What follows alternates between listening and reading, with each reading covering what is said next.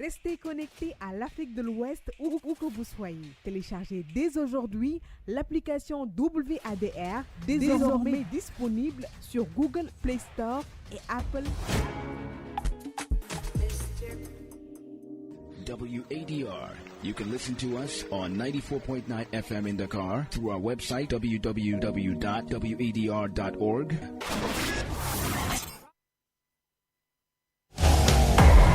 Attention, ladies and gentlemen.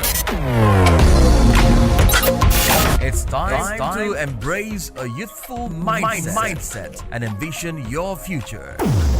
Take the lead is in your walls. Take the lead is in your walls. This platform serves as a space for engagement designed to equip young people to become effective leaders. They are actively contributing, creatively engaged, and determined in various fields. And now, this is Take the Lead.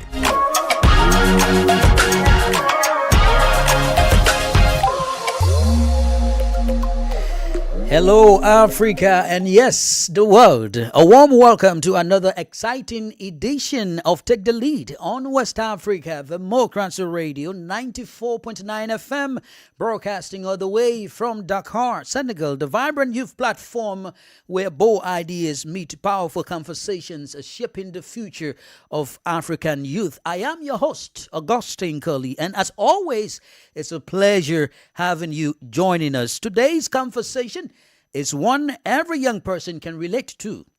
Public speaking, a path to a better leadership for young people. Now, have you ever felt nervous speaking before a crowd? Or wondered how great leaders inspire people with their words? Well, today we dive into how public speaking can build confidence, shape leadership, and empower young people to find and use their voices for positive change. And I mean positive change.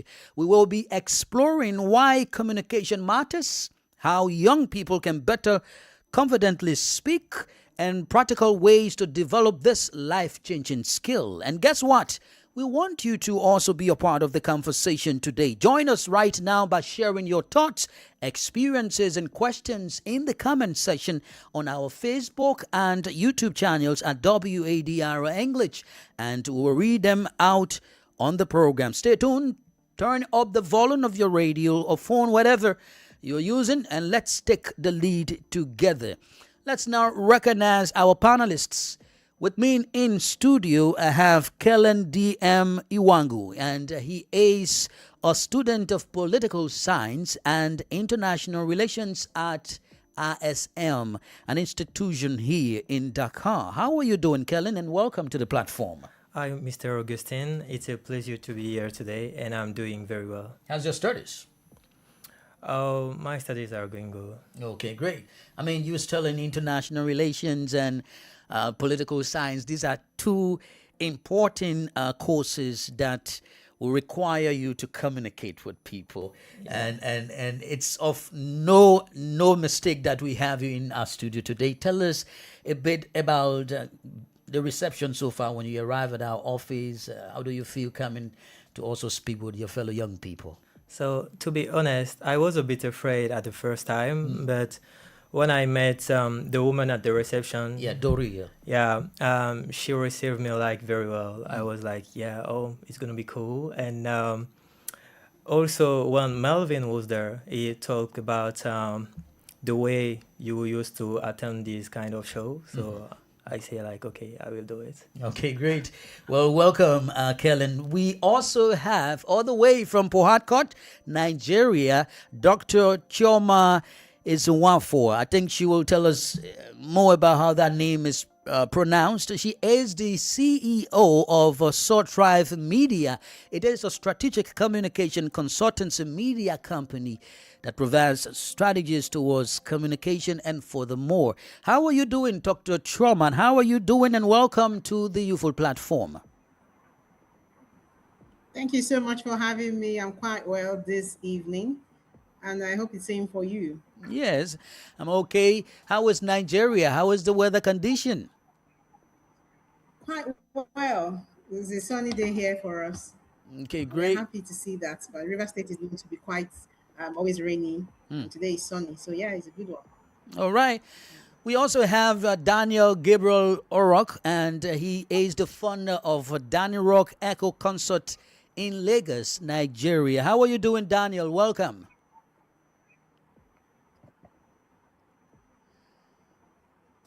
You can put your microphone on. Daniel, how are you doing? And welcome.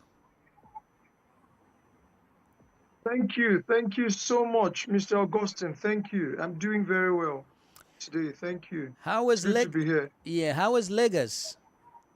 Lagos should be fine, but at the moment I'm speaking from the FCT, Abuja, Okay. Nigeria. I had some engagements here, but Lagos should be fine. All right, great.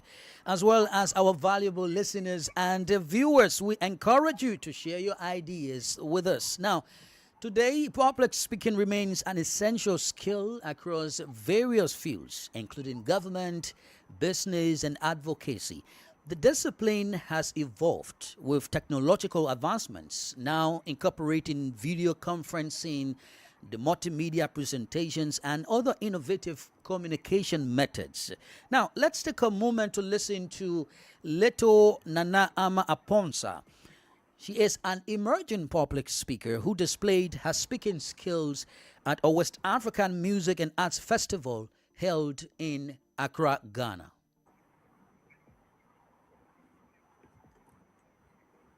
Dear elders, to the center of the world, welcome to the vibrant heart of West Africa, where rhythms echo through ancient baobab trees and colors dance upon the canvas of our dreams.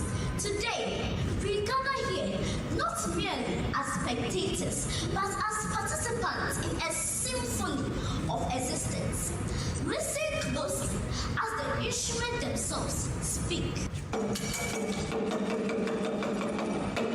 Behold the stanzas, guardians of our parties, that whisper tales of ancestry and drawing memories into the very fabric of our being.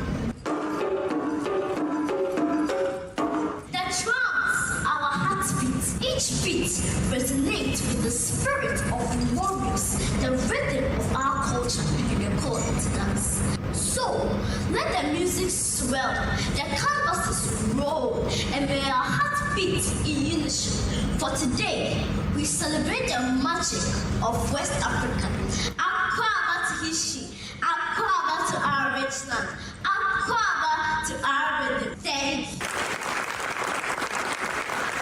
That was Leto Nana Ama Aponsa, an emerging popular speaker speaking at the West African Music and Arts Festival held in Ghana. So Akwaba to take the lead, Akwaba to your youthful platform, Akwaba to you, our loving people in West Africa and the world at large. Akwaba to this wonderful discussion. I got some things that were triggering me when Leto Anna was speaking, and I could feel the confidence. I could feel that connection with the public. I could feel that magnetic voice that she was kind of drawing the audience to her speech. And the message she was delivering at the end, I realized that the word Akwaba was like welcome. And what do you make of that little girl's way of speaking, her posture, her diction, her clarity and all? For you, Kellen. So, to be honest, for example, this little girl show us that there is no age to speak, and we sense it all. The way she speaks with a good tonality and with confidence show us that you just have to know how to captivate the audience, and she was doing it very well. Okay. That was great. But let me also hear from Dr. Chioma. I guess you listen as well. What do you make of this Nanan's speech? Let me refer to her as that at this recently held festival in Ghana. Okay, I managed to hear her, but the little of it that I heard, I think I like that she was confidently declaring what it is that that her thoughts were. And that's exactly how we hope that young people speak up in public places, that they speak clearly and they speak authoritatively and stand on what it is that they believe should be happening for West Africa. Okay, I will get back to you, but let me just roll a board to Daniel to get his side of or a take on this issue. Daniel, what do you make of her statement and her way of speaking? So I think I'd say I struggle to hear her, but I can say that she was confident, and I can relate with the lad, because that's exactly how it started for me. Started public speaking as I mean, a teenager, mid-teens, and I think when they start at that point, there is a great deal of promise for them. So that was beautiful. That was confidence in motion, and I think that's a seed that should really be nurtured. All right, that's great. I just thought to have you guys saying something about little Nana Aponsa. Now, back to you, Kelling. Have you ever been nervous, maybe speaking to a crowd or a group of people or your peers? Yeah, in my department of political science, we used to do simulation, and most of the time, before doing a speech or having a conversation with my colleagues, but in front of teachers and all these people, I used to feel very nervous. I had some stress, and I felt something in my stomach. Like, you know, when you had to speak in front of people and you are questioning yourself about your legitimacy to be here and having a big speech, it's sort of not really encouraging, but at the end of the day, you have to do it. So you do it, but your hands are shaking, and you are starting like to feel like you are not very well, and you lose the control of yourself, but you are still doing it. But that's it. Okay, but what does public speaking mean to you as a young person with this experience that you've had? So, public speaking, I think it's really important to me, because through this experience, I had to learn how to control myself in front of a crowd. I even had to take some courses. So now I can, in front of a crowd, if I'm ready, have a speech and do a discourse, for example. But back in the day, it was very hard. So I encourage all the young people to practice, have some repetition, and take some, for example, therapy for people who are very afraid, because there is a phobia that they call glossophobia. Okay. Yeah, this phobia attach 75% of people in the world, and most of the people don't know that they are this phobia. So when they go for a crowd, they think that they can't do it, but in fact, no. We are not all able to do it. We have to learn. Okay, that's right. Now let's get an overview of public speaking from you, Dr. Chioma. I know there's mainly more or significant differences in terms of how people speak, where they speak, to whom they speak, and there is something important about understanding the differences from just speaking to yourself, speaking to your colleague, and speaking to the public. Would you mind giving us an overview of what these differences are? Okay, I like to use the sign of the cross as a good illustration when you're, to answer what you're saying. When you're speaking up, speaking to those at the top, that's what I mean by speaking up. The way you sound, the tone you choose is very important, because you never want to come across as someone who is not aware of authority and the need to respect authority. You never want to come across as someone who is not aware of that. You always want to come across as someone who is confident, but bold, audacious, and believes that authority means responsibility to the people, responsibility and accountability. There's actually a difference, and when you speak from that understanding, your tone will be different, and that's what it means to speak, from the top. And then speaking across, whether you're talking to colleagues, or you're talking to civil society, or you're talking to colleagues, like you said, you're talking to colleagues or talking to yourself, it's also going to be different. The standpoint also affects your tone. The standpoint of the understanding you should have about the people that you're talking to affects your tone. And so, yeah, that's really it.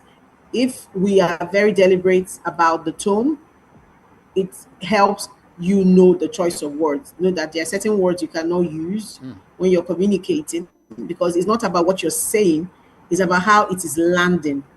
And if more and more people can be just conscious about what it is the other person is going to hear when I say this thing, we'll communicate better, we'll get the results that we want, because speaking is a tool. Okay, so if we have more young people who understand what I'm saying to you right now, we'll begin to use that tool even more deliberately. Okay. All right, thank you. But I heard Daniel was saying the latter part is like he experienced maybe an instance of nervousness trying to speak, maybe during the early days of his life. You want to share an experience with us, Daniel, with regards to maybe your first engagement with the public? How did it go for you in terms of public speaking? Okay, yeah. So, first thing, speaking as it is with every other attempt, will be ridiculously unnerving at the start, I think. For me, it started out as a desire to imitate someone that was doing great. So that was in high school. I wanted to be like a particular person. So I started studying his patterns, and then I got to see that he was involved in activities that had to do with speaking. He was in the debates club at the time. He was. Are you there, Daniel? I think we've lost Daniel as a result of network. Yes, the network is affecting. Yes. But I agree with him, really. I agree with Daniel. Can you hear me? Yes, you are live. Oh, Yes. While we wait for Daniel's network. okay. I wanted to say that I agree with him. Okay. All right. Thank you. Thank you so much, Dr. Choma, for helping there. So yeah, I mean, I just wanted to be like him at the time. Yeah. So I had to start speaking. I had to start doing things that will make me a speaker. I wanted to be senior school prefect at the time because he was senior school prefect. So I was studying his patterns, and because of that, I was drawn to speaking. And when you begin, there is a picture in your head of who you want to be, but it does not start out that way. Okay. Everybody's hands will shake. Sometimes we have sweaty palms, but the way to do it is to do it, right? It was Vusi Thembekwayo that said that if you want to speak, just speak. So it's something you do, you iterate, and then it becomes second nature, especially when you are particular, when you resolved, you want to do it, you would definitely get to do it. So yes, there certainly will be phases where you stand in front of people, you can't face people, you would make mistakes, but those are the processes that shape us. Before long, you get comfortable with the stage, and then it becomes second home. Yeah, so everybody faces those processes. Okay, I will come to you, Dr. Choma, for your experience, but let me get back to Kellen in the studio. I want to know how you try to overcome the fears in terms of the experience you had.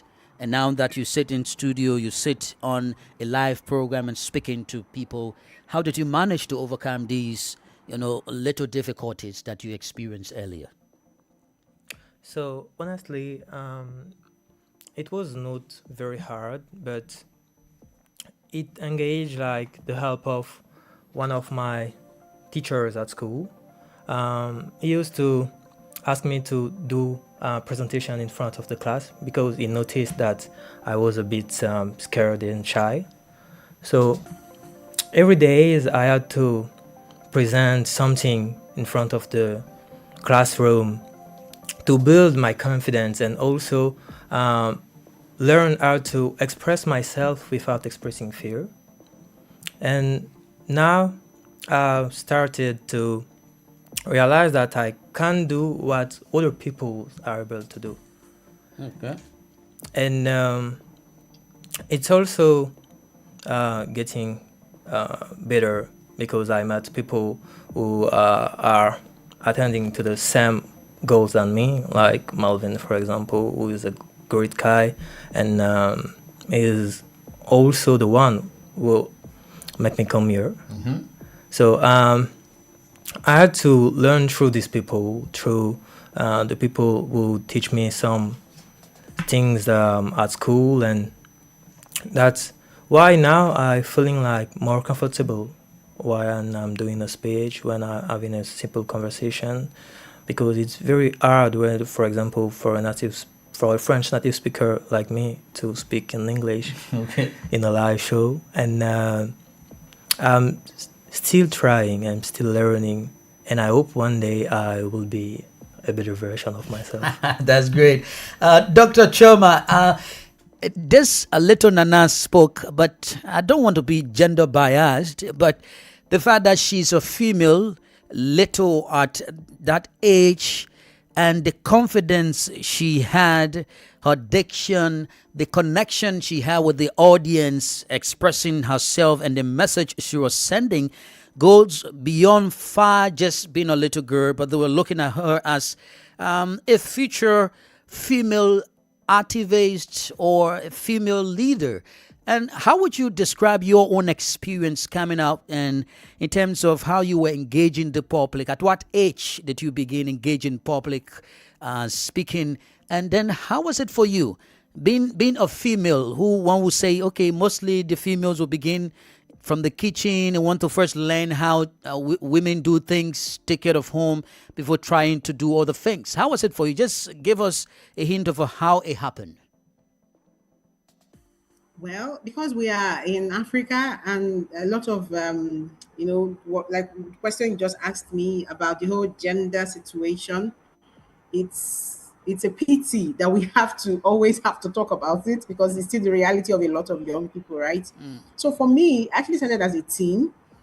I don't remember the first time I spoke in public, but I remember that it wasn't easy for me because the truth is that no one prepared me for it.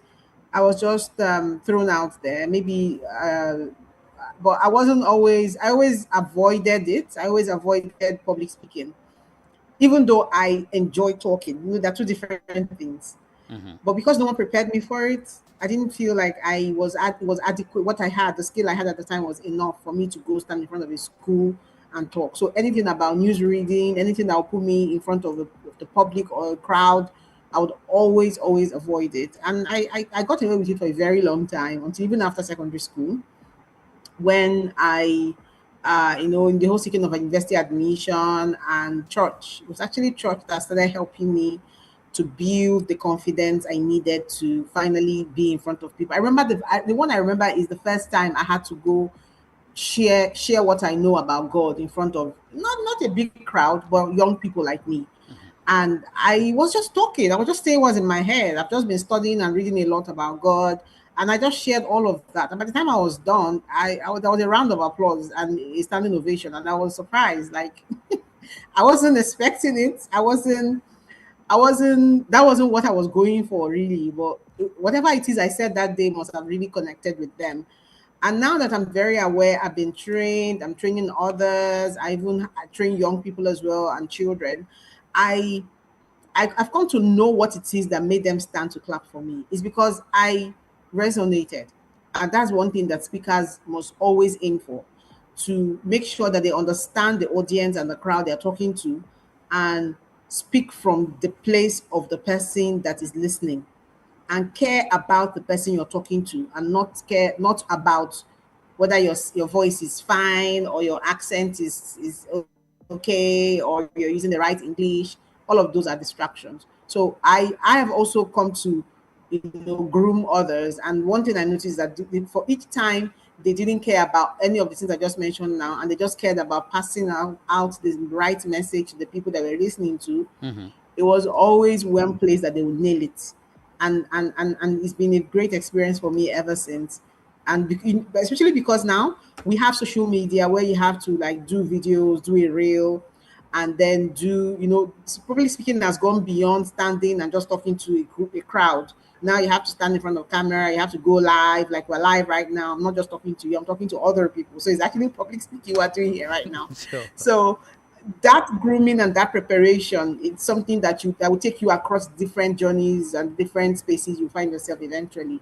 So starting early really helps. And I didn't have that starting, and I wish I did, but I'm happy I finally got to prepare myself to this point. Okay, you said something, starting early really helps. For you, Daniel, would you mind telling us some of the steps that young people can look out for if they want to become good public speakers? How should they begin the process?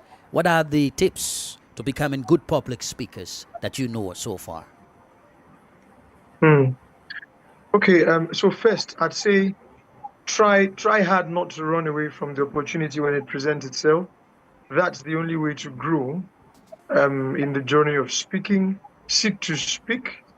Prepare yourself for the moments that will present themselves. I would go from there. So for me, I was properly nurtured as a speaker right from age 16 thereabout. We had presentations on entrepreneurship. We had the opportunity to present before several audiences, and there was something my coach would do at the time.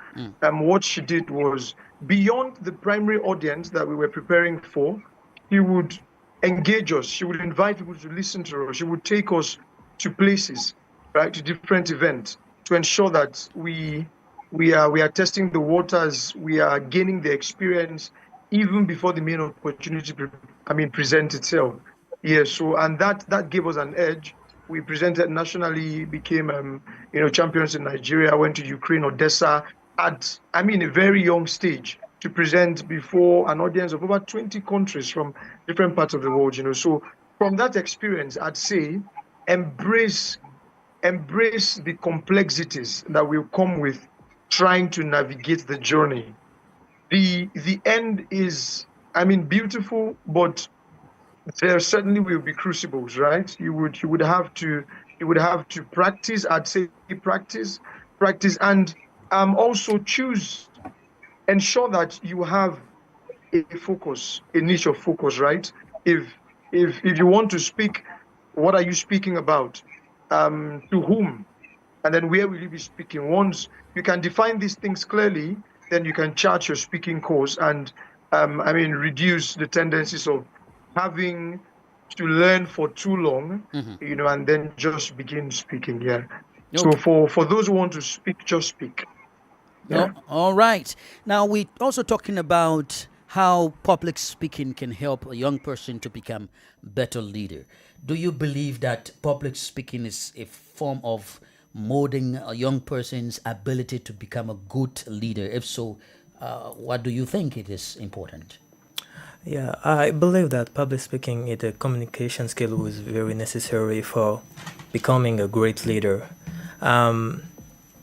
Such as Malcolm X and Nelson Mandela, they all had this capacity to speak in front of a crowd, and they made famous discourse. So, for example, for a student who study political, you know that there is great leaders and there is only leaders.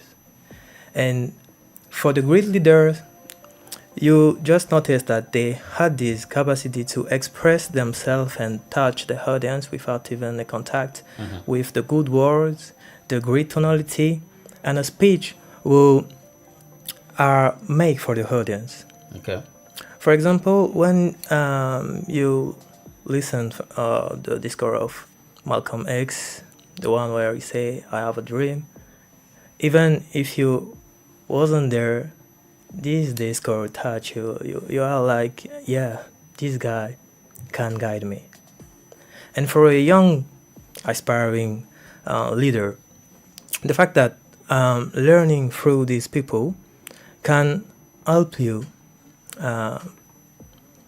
to being a great leader. So, okay, that's wonderful. But there are mistakes that young people make when coming up and trying to be good public speakers. Apart from the fears, apart from maybe other challenges that they face, but there are some mistakes that young people make. Do you know some of these mistakes that young people make when trying to become good public speakers? For you, Dr. Choma. When I said that sometimes when we are trying to impress, it's that's one way, one mistake that I see that a lot of young people make, where you are trying to use high sounding words so that you impress the crowd. You are missing an opportunity to connect with the audience when you do that. So that's really one mistake. Okay. And if we can just focus, and it's very clear, focus on being clear. Another one is trying to be so audible that you're shouting. Okay. There's no need to shout. There's a modulation that is just appropriate, and just talk the way your voice can carry. Especially if you have a microphone, it's already amplifying your voice. You don't have to raise it beyond the normal. Just talk normally and let the microphone amplify your voice. And then another one again is not practicing. That's one mistake. When you practice, it allows you to articulate your thoughts. It allows you to know what should come first. It allows you to know what you should leave out. Some, the in between. And because you're practicing, especially you do it in front of a mirror or you record yourself and then play it back, you see for yourself because everyone the initial stage of your speaking, we all have those mannerisms that we pick up, and if you're not careful and you do not intentionally take them out, you notice that even in big platforms you'll be doing honestly, seriously, those are words that you should naturally just intentionally remove from speaking, and just make sure you stay with what you want to say. In a world where the attention span is no longer so much, there's a debate about the attention span. Do we still have an attention span, or is it 3 seconds or even less than 10? Whatever it is, you are always competing with an attention span of your audience. So it's important that what you want to say, get to it very quickly. Don't go circling around about when all you just wanted to do was take a corner. Go ahead and say what you want to say when you have to say them. If you want to say that you want a president that can do something, say it. Don't start with when you were a child, or because people do not have all the time these days. Okay. So these are the mistakes, and actually many more. But if we begin to fix all of these ones, you find that. And then research. Sometimes there's something called yapping now on social media. I don't know, one of the reasons why we are glorifying yapping, because yapping shouldn't be something that should be glorified, is that we are forgetting that research is very important. It's good that you know what you want to say, understand what the facts are, separate facts from opinion. Okay. And don't model them all together. Okay? So that you can attribute where necessary. Don't think that just because you've been given the microphone to talk, whatever it is you say is correct. So that means it's good that you read vastly, read widely, read other people's work regarding what you want to talk about, and bring out your own opinion, and then know what the facts are. What is the fact? The fact is that I'm on a Zoom call right now. That's a fact, right? My opinion can be anything about Zooming or Zoom calls, but I shouldn't say them like it's fact. So we should always separate that and stay consistent in the way that we do, the way we speak. Because the only way to get better is through it.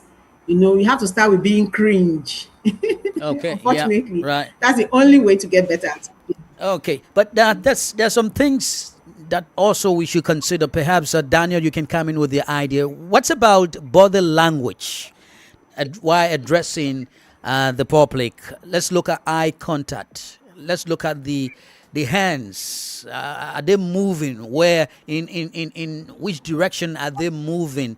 Let's look at the body. Is it static? Is it dynamic?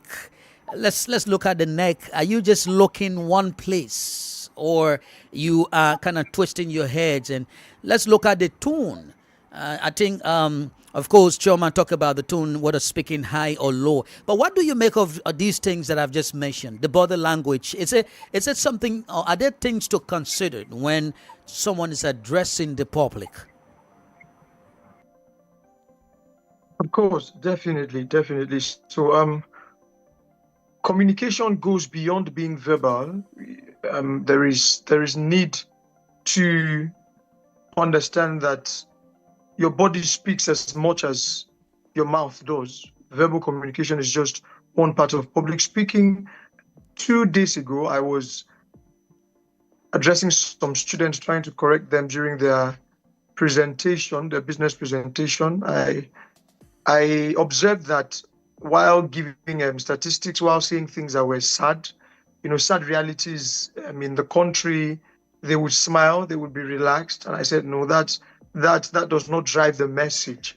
We want to see that you relate with the situation. We want to see that you feel the pain. If you say it without your body saying it, it seems scripted.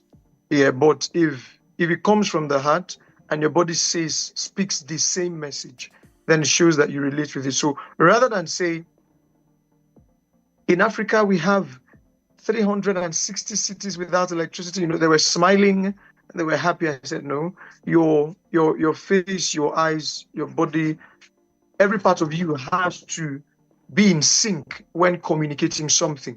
So I told them, take a pause. In Nigeria, 360 communities are lacking. They were awestruck, and they knew that now that was public speaking. It goes beyond just speaking. It has to. You have to hook your audience with the way, showing them with your eyes, with your hands, making them understand. Sometimes you get to see that a part of your audience will begin to mirror you because they are understanding deeply beyond what you are saying. It's like showing them a picture of it by your gesticulation. So I think it's important. It's as important as the verbal aspect of public speaking. Great. What's about people that inspire people?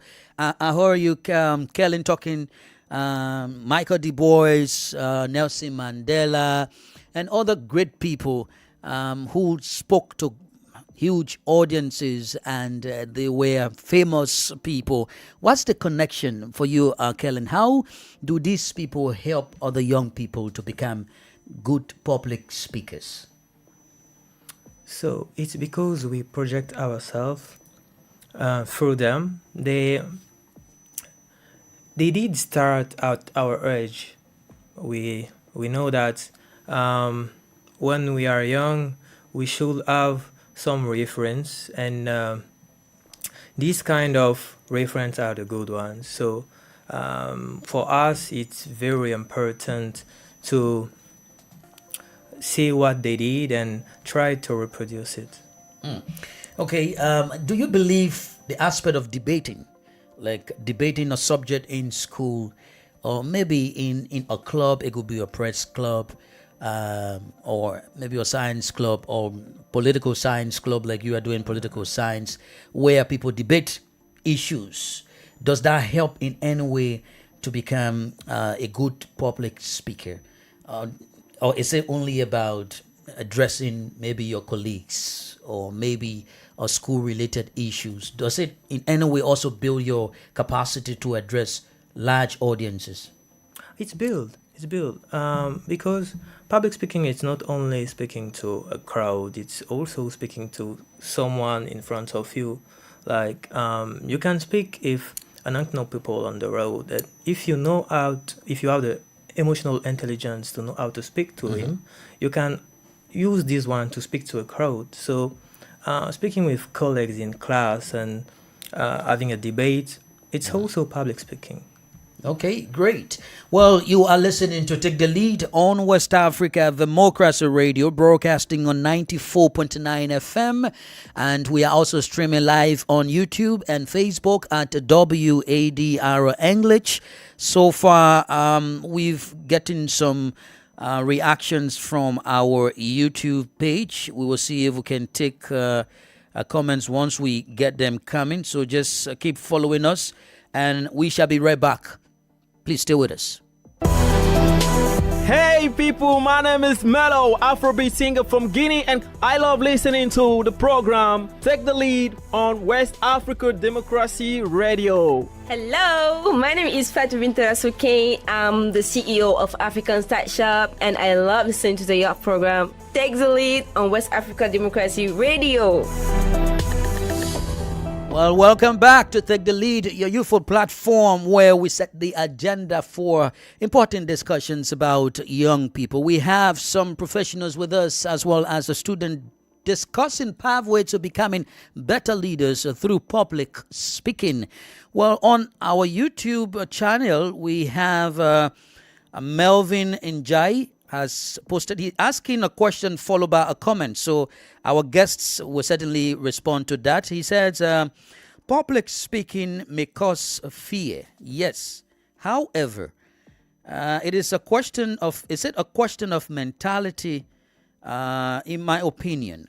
But I guess our guests can do that. He says, when speaking to public, you must tell yourself that you are going to preach, to lay out the facts, to show the audience exactly who you are and who they are dealing with.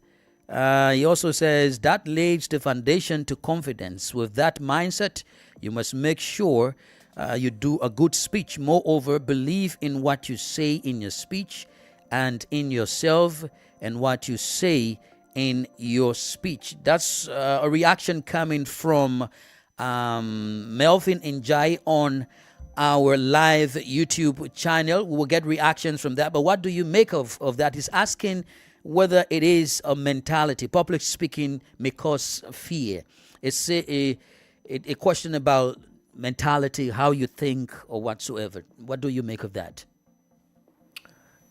So, can you... Yeah, he said, in his opinion, public speaking may cause fear. But is it a question of mentality? Is it the way the person thinks that's what makes them to be afraid? I'm not really sure, because there is also some, I can say that, cognitive things, like someone suffering of trauma, and also who was, for example, afraid since his childhood to speak to people, and he grew up with that. It's not the mentality, it's the psychology. Okay. Because when people are not good in their head, they can't really speak to people.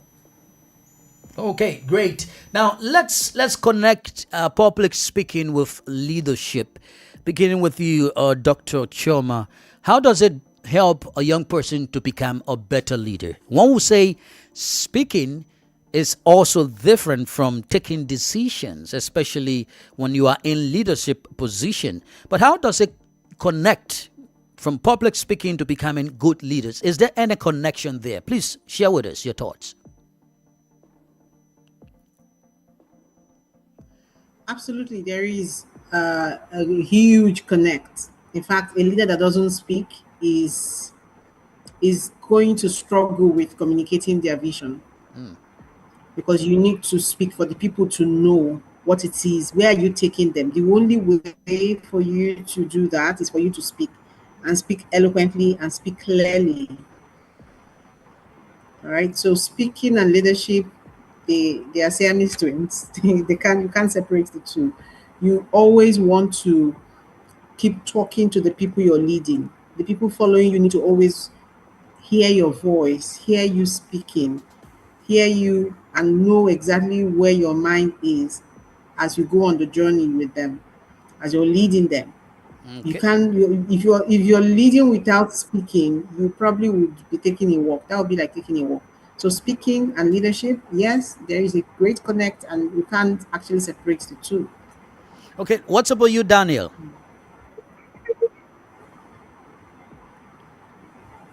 Yes, definitely. I agree so much with Dr. Choma.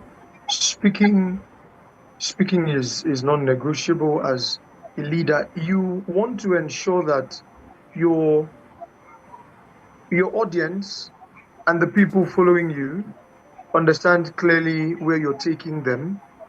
You need to ensure that they are convinced enough to follow you. You need to ensure that your vision is clear to them. You need to ensure that they are compelled by the mission before them. And to do all of these things, one of the most essential tools is the tool of speaking. You need to apply the skill, the strategies involved in ensuring that your audience, you may have a great idea, but a great idea not greatly communicated will not, yield the fruit that it should. But someone with an average idea, but with, compelling points, with that skill of speaking, can hook any audience and lead that audience. So yes, very important. And also just to touch on the question that came on fear, one of the fears that has been recorded is glossophobia. I think about 1 or 2 years ago, I hear it was the most intense fear, the greatest fear is the fear of public speaking, which is glossophobia. And fear is not something that we avoid. Fear is something that we manage. Fear is something that we confront. So even as it has to do with speaking, we will encounter fear, but there are strategies, there are methodologies in place to enable you, manage the fear while on stage to a point, to a level where you become comfortable. Some speakers will say, do not look directly to the eyes of those who do not look encouraging. Look rather to those who seem to be understanding you. Whatever works for you. There are several strategies, but you should be able to put strategies in place to ensure that you are killing the fear in the process. All right, Daniel, let's just wrap up on this, and we will just begin with you for at least 1 minute. We are in a digital age right now. Technology is bringing people closer together with these different apps. How can young people make use of social media and digital tools to communicate wisely and to also communicate properly? Okay, so one of the key things that drew me to public speaking was, or one of the key persons was Vusi Thembekwayo. I have not seen him physically before. I have not engaged one-on-one, but through the gifts, through the tool of social media, through technology, he's been able to influence thousands, and I'm one of them. Yeah, so this is an inspiration to many Africans who would love to be like him, or even more, that this is a gift. And I think it's a tool that we should use in our time and age to not just practice public speaking aimlessly, but to create influence, communicating what it is we are doing as impact. So I would say, begin to speak. If there is something that you are doing that has meaning, that is impactful, and that you think can encourage somebody somewhere, begin to speak. Begin to speak either using, the social media platforms. Something came to mind before this time that if you want to be hired by a speaker's agency, you need to prove yourself worthy, and one of those ways is to deliver your keynote, create your audience. If there's no audience, create one. Right? Create your audience, and then just begin to speak. Thank you so much. Thank you so much, Daniel Orok, for being a part of the show today. We'll keep in touch with you. Okay, and to you, Dr. Chairman, as you take leave of us, what would you say to young people in terms of making use of social media to improve their speaking ability? Okay, I'm going to just say that a generation that doesn't speak will be spoken for. So now that we have tools available to us, we should use them deliberately, intentionally to leave impact. We have a popular Nollywood actor that died last month or so. And one of the things that the algorithm did immediately his death was announced was that they started pushing out all the things he's been saying. He never left his home. Most of those things were said from his house, but he always turned on the camera and he spoke. And they just kept on pushing out all his videos. His videos went everywhere. He talked about a lot of things. And for a moment last week, every person's algorithm was filled with Alex's videos of him speaking about humanity, about kindness, about meanness. And for us, he's gone now, but that has become what we'll forever remember. And that message resonates with a lot of people. And we all know that you should be kind to people because you don't know what someone is going through. And that's the same thing I'm going to say with everyone who's excited about cameras, digital spaces. Use yours intentionally so that when you are no longer here, it will continue to speak for. Okay. Well, thank you so much. Thank you so much. I believe internet just disrupted in the diamond. And thank you, Dr. Chioma Izunwa, for being with us today. And finally to you, Kellen, how do you intend to improve your speaking ability? Few minutes as you take leave of us today. So normally, I really wanted to respond to the same question. Yeah, okay, For a young guy like me, I try to use social media to, like, I would say, sell myself. All right. Because now we have this capacity to use it wisely to spread a message, and it's also a public that you are touching. It's an audience.